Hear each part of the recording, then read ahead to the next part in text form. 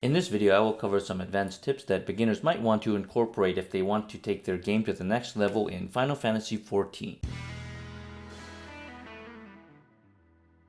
So the first tip that I want to go over is something that I like to call move casting. Now, a lot of other players probably go by different names, but basically what it is being able to move during a certain section of your cast bar. Now, normally when you're casting a spell that has a cast timer or a channeling timer, if you move or if you're stunned or if you're disjointed, push back, knock back, whatsoever, you will normally get interrupted and the spell will cancel. I'm going to go ahead and showcase that now as a visual representation. As you can see here, I'm going to get interrupted. So I'm going to start casting my spell, and now I'm going to move, and as you can see there, the cast bar got interrupted. But if you wait until most of your cast bar is already complete, you can move before the cast bar actually finishes. This is in place due to limitations of the game engine when it comes to latency. This can be very beneficial as you can edge in a little bit of mobility to help dodge dangerous mechanics while keeping your casting uptime. Just be careful not to move too soon. So you might want to practice before you incorporate this into a multiplayer setting. So here I'm going to demonstrate it one more time, and then after that I'll do it again in slow motion. And you'll be able to see that even though I'm moving, I will still complete the cast and I will still get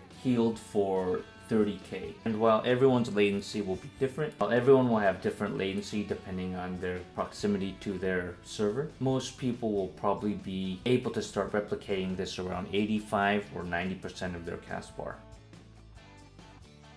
The second tip for this video that I would like to cover is something I like to call GCD Queing. This system is also in place due to game engine limitations due to latency. What this does is after a player uses a global cooldown, which from now on we will shorten to GCD, after 76% of the recast timer has elapsed, they may then add the next GCD into the queue. After the current GCD finishes, the next GCD in the queue will automatically execute once it's available. This is great for keeping the fast uptime on your GCDs. But it is important to note that there are restrictions to this. Most notably, only one GCD can be queued in at any time, and any time a new GCD command is inputted during that time will overwrite any previously queued GCDs. Also take note that any GCD command input made before 76% will not be queued and an error sound will play, letting you know that a GCD has failed to queue. Luckily, when you hear this sound, you can just mash out the hotkey until it forcefully queues. Of course, that is if you're okay with constantly hearing the error sound. So now I'm going to showcase in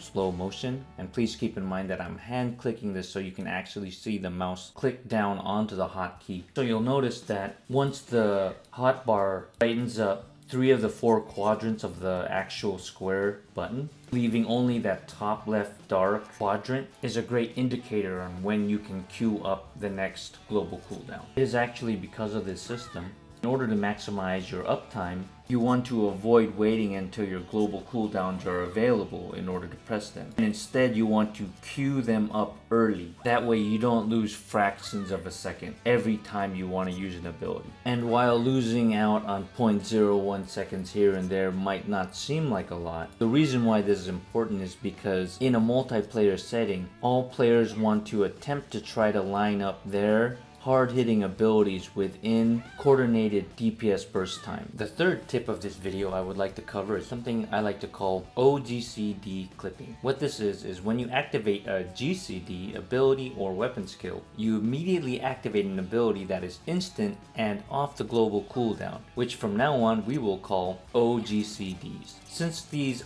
oGCDs are, as the name implies, off the global cooldown, they do not respect the cooldown penalty imposed by normal GCDs. So within the waiting period between 2 GCD activations, we can squeeze in oGCDs. It is important to note that even though these skills are instant and off the global cooldown, all oGCDs have an ability animation lock that prevents other actions from taking place. And this ability animation lock duration may differ from oGCD to oGCD. Some are really quick, while others, like potions, are extremely long lock durations. It is because of this that the player needs to really evaluate if they want to double dip 2 or more oGCDs within 2 GCDs or space them out over 3 or more GCDs. It is also important to note that clipping and oGCD may cause the GCD proceeding directly after the oGCD to be slightly delayed. Still, oGCD clipping is a great way to squeeze in buffs or free instant damage into a burst window. So if we take a look at this picture, you'll notice at the top we have a basic combo going from Fast Blade into Riot Blade, finishing off with Goring Blade. But then if you look at the chart underneath it, you'll notice that it is Fast Blade into Riot Blade, and during the Riot Blade you can tell that we've clipped in Fight or Flight oGCD so that we can buff up our Goring Blade. Now, in case you're wondering how to differentiate between GCDs and oGCDs, if you take a look at the abilities tooltip,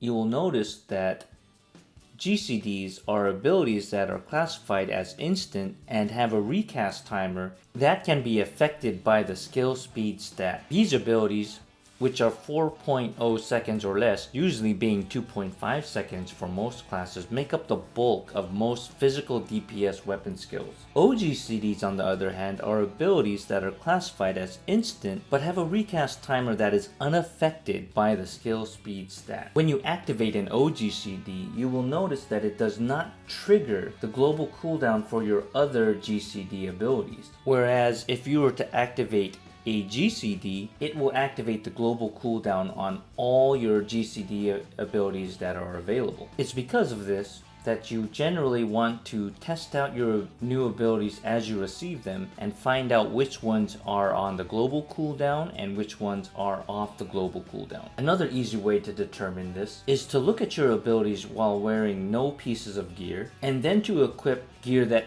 has skill speed on it and see which abilities actually have their recast timer change. For my fourth and final tip for this video, considering speed tiers, we will discuss what players should think about when determining which speed tier they want to target. It is important to note that all classes are different and player preferences may also differ from playstyle to playstyle. In fact, on a side note, players may also coordinate with their static parties to have certain speed stats on a fight-to-fight basis so that they can align their damage to certain timer windows. With that out of the way, I will use my Paladin as a base example and go on from there. Please keep in mind that Square Enix has purposely designed player buffs and debuffs to align into burst windows, usually around 1 or 2 minute time frames. While not all buffs or debuffs have a 1 minute or 2 minute recast timer, a vast majority will. So many players try to revolve their rotation with slamming in as many high yield, high impact abilities within those time frames. This is what is normally known as a burst phase. With all that in mind, let's take a look at my Paladin. So first off, without any skill speed, I would be at a base speed tier of giving my GCDs a 2.5 second cooldown. Fight or Flight is my personal potency buff that I will use for my burst phase. This oGC has a 25 second duration. Now if we look at this basic melee rotation, we will notice that there are 12 weapon skills in this rotation. So if we were to multiply 2.5 seconds by 12 weapon skill actions, we would get 30 seconds. This makes it impossible to fit in all my weapon skills into a 25 second window of the Fight or Flight oGCD using the base skill speed tier. That's okay though, as the most important weapon skill in this rotation is Goring Blade, which applies a .if combo. So I can skip trying to fit in the first 2 weapon skills that lead into Goring Blade within my Fight or Flight window. This in turn allows me to fit only 10 weapon skill abilities within the Fight or Flight window. So if we multiply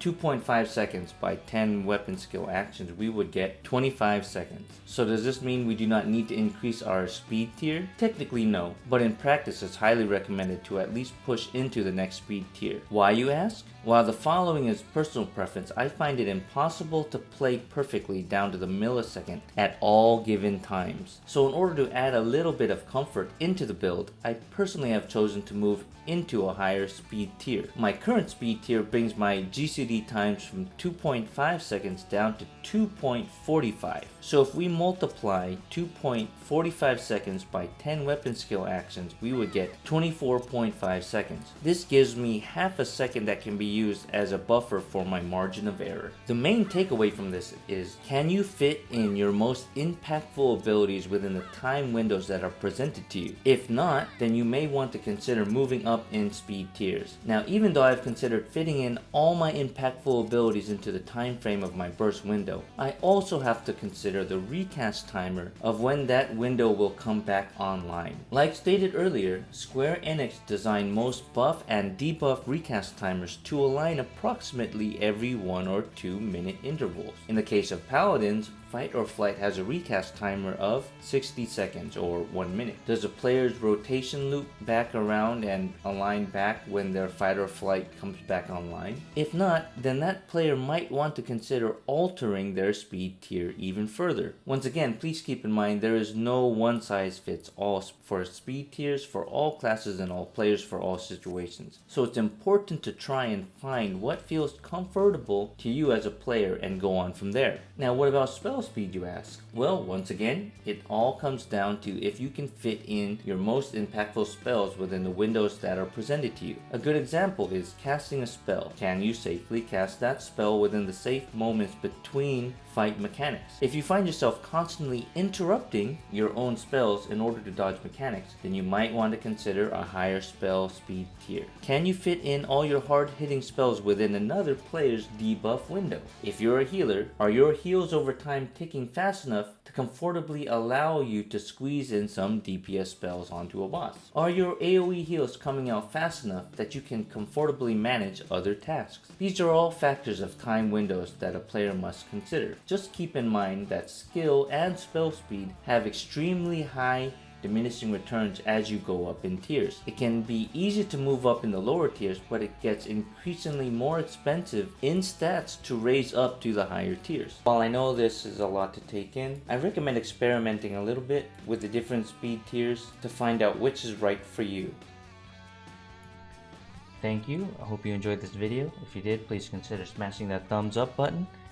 Hit that subscribe and ring that bell for notifications on future videos that I might be posting. And until next time, take care. Goodbye.